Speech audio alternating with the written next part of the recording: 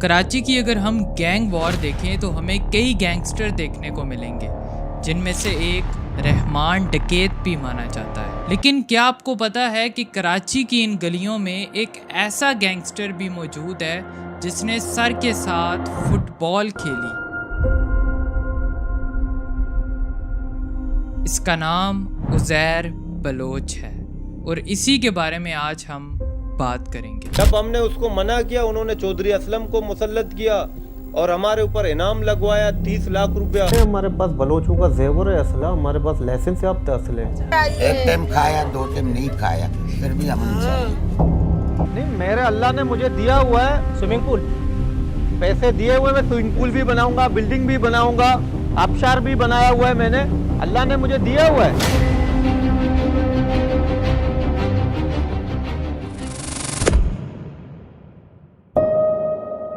10 اکتوبر 1977 کراچی کی ان تنگ گلیوں میں ایک فیملی کے گھر ایک بچہ پیدا ہوتا ہے۔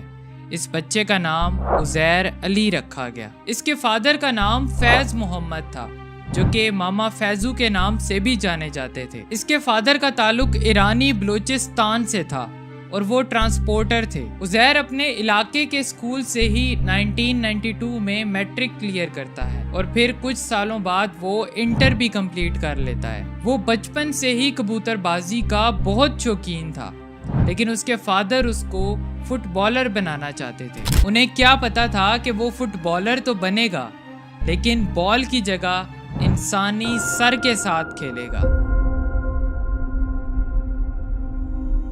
خیر 1977 میں عزیر کی شادی بھی ہو جاتی ہے اور 2 سال بعد اس کی بیٹی پیدا ہوتی ہے۔ کچھ عرصہ وہ لیاری جنرل ہاسپٹل میں وارڈ بوائے کے طور پر کام کرتا رہا۔ پھر 2001 میں پرویز مشرف صاحب کے دور میں لوکل باڈی الیکشن ہوئے اور عزیر نے اپنے علاقے سے ناظم کا الیکشن لڑا، لیکن وہ پیپلز پارٹی کے مقابلے میں یہ الیکشن ہار جاتا ہے۔ اب عزیر کے فادر فیض محمد کا ٹرانسپورٹ کا کام بڑھنے لگا تو انہوں نے عزیر کو بھی اپنے ساتھ لگا لیا۔ پھر 2002 میں عزیر کا بیٹا پیدا ہوتا ہے۔ فیض محمد، جو کہ عزیر بلوچ کا باپ تھا، وہ رحمان بلوچ کا سپورٹر تھا اور اس کو پیسے بھی دیتا تھا۔ اب ارشد پپو، جو کہ اس ٹائم پر رحمان بلوچ کا سخت دشمن تھا، اس کو یہ بات پتہ چلتی ہے کہ فیض محمد رحمان بلوچ کو پیسے دے رہا ہے۔ اس ٹائم پر فیض محمد رحمان بلوچ کی سرپرستی میں بھی تھا، تو ارشد پپو فیض محمد کو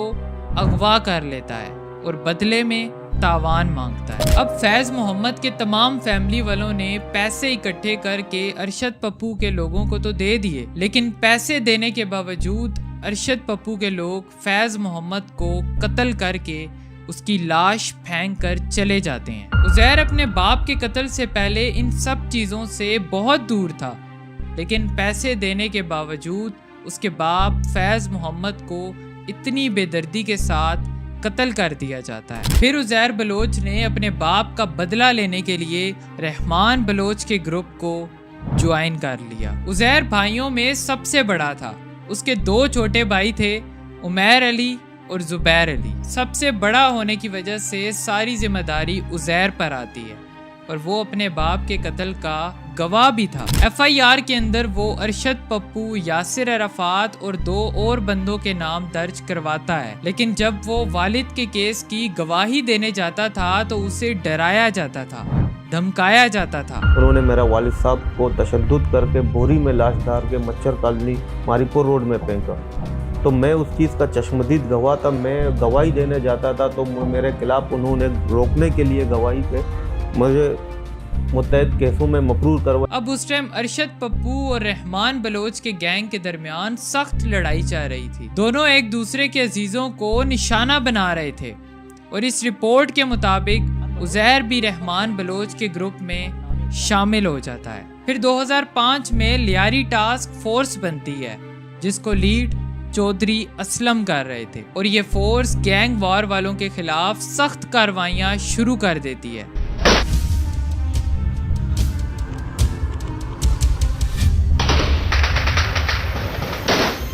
بہت سارے دہشت گرد یہاں سے پکڑے گئے ہیں، کچھ زخمی ہوئے ہیں اور ہوئی کوانٹٹی میں ویپن یہاں سے برآمد کر لیا گیا. پھر رحمان بلوچ بھاگ کر بلوچستان چلا جاتا ہے اور عزیر ایران چلا جاتا ہے. عزیر وہاں سے ایران کا ID کارڈ اور پاسپورٹ لے کر پاکستان دوبارہ آیا اور پھر غائب ہو گیا. 2006 میں رحمان بلوچ کو گرفتار کرنے سے پہلے چودھری اسلم نے عزیر بلوچ کو گرفتار کیا، لیکن عزیر نے کہا کہ وہ چودھری اسلم نے نہیں پکڑا تھا بلکہ ایجنسیوں نے پکڑا تھا. جھوٹے مقدماتوں میں اور اس میں 17 مقدمات اس نے مجھ پہ کیس بنائے تھے اور مجھے پکڑا اندرون سندھ ٹٹا سے، اور ISI والوں نے مجھے پکڑا تھا اور اس کے حوالے کیا تھا. پھر وہ کئی مہینے جیل میں گزارتا ہے. جب عزیر بلوچ جیل میں تھا تو رحمان بلوچ پیپلز پارٹی کے قریب ہوتا گیا، کیونکہ پیپلز پارٹی MQM کو لیاری سے دور رکھنا چاہتی تھی. پھر 2008 میں جب پیپلز پارٹی کی حکومت آئی تب رحمان اور عزیر بلوچ کی اہمیت اور بڑھ جاتی ہے، اور پھر اسی لیے انہوں نے تنظیم امن کمیٹی بھی بنائی تھی. کچھ ٹائم گزرنے کے بعد رحمان بلوچ کے پیپلز پارٹی کے ساتھ تعلقات کچھ خراب ہونے لگے. پھر 9 اگست 2009 کو چودھری اسلم کی ٹیم نے رحمان بلوچ کو پولیس انکاؤنٹر میں مار دیا. اب رحمان کے جانے کے بعد اس کے گینگ کے اور پیپلز امن کمیٹی کے نئے لیڈر کے لیے 2 نام سامنے آئے، عزیر بلوچ اور بابا لاڈلا. اس دوران عزیر بلوچ کے پیپلز پارٹی کے ساتھ تعلقات کچھ ٹھیک ہونے لگے. اب فیصلہ تو یہ ہوا تھا کہ رحمان کے بڑے بیٹے کو سردار بنایا جائے، لیکن وہ عمر میں بہت چھوٹا تھا، اسی لیے عزیر بلوچ اور بابا لاڈلا کا نام ہی سامنے آیا. ساتھ میں اگر ہم عزیر کو دیکھیں تو وہ ایجوکیٹڈ تھا، پیپلز پارٹی کے ساتھ اس کے اچھے تعلقات تھے، وہ پولیٹکس جانتا تھا. عزیر کی انہی چیزوں کو دیکھ کر اس کو نیا سردار بنا دیا، سردار عزیر جان بلوچ. اب عزیر بلوچ نے اپنے باپ کا بدلہ بھی لینا تھا. ایک طرف عزیر بلوچ کا گروپ تھا اور دوسری طرف ارشد پپو کا گروپ تھا. دونوں کی دشمنی اتنی شدید ہو گئی تھی کہ شناختی کارڈ دیکھ کر ایک دوسرے کے قتل کیے جا رہے تھے. پھر عزیر کے پیپلز پارٹی کے ساتھ تعلقات خراب ہونے لگے. گولی لگی اور کیل والے ڈنڈے تھے ان لوگوں کے پاس، جو لیڈیزوں کے اوپر جو تشدد کیا، توڑے تھے ہاتھ میں. یہ پیپلز پارٹی کا گھر کہلاتا ہے، یہ پیپلز پارٹی. خیر 2011 میں پیپلز امن کمیٹی پر ٹارگٹ کلنگ، بھتہ خوری اور کئی الزامات کی وجہ سے پابندی لگا دی جاتی ہے، لیکن عزیر بلوچ کا انفلوئنس پھر بھی علاقے میں موجود تھا. پھر 2012 میں چودھری اسلم کی ٹیم نے عزیر بلوچ اور اس کی پارٹی کے خلاف دوبارہ کریک ڈاؤن شروع کیا. یہ آپ دیکھ سکتے ہیں کہ یہ اوپر کی جانب سے بلڈنگ پر سے فائر کیے گئے، گرینیڈ پھینکے گئے، لیکن وہ لیاری کے اندر ہی نہیں جا سکے اور چودھری اسلم ناکام ہو کر واپس چلے گئے. اب 2013 میں عزیر کو اپنے باپ کے قتل کا بدلہ لینے کا موقع بھی مل جاتا ہے. عزیر کے باپ کے قاتل ارشد پپو کو 2006 میں اریسٹ کر لیا گیا تھا اور پھر 2012 میں وہ رہا ہو جاتا ہے. پھر 16 مارچ 2013 کو ارشد پپو، یاسر عرفات اور ان کے تیسرے ساتھی شیرا پٹھان کو اغوا کر کے لیاری لایا گیا. ان کے ہاتھ پاؤں کاٹ کر ان کی باڈی کے ٹکڑے کر کے ان کو جلا دیا اور سر کو کاٹ کر فٹ بال کھیلی گئی.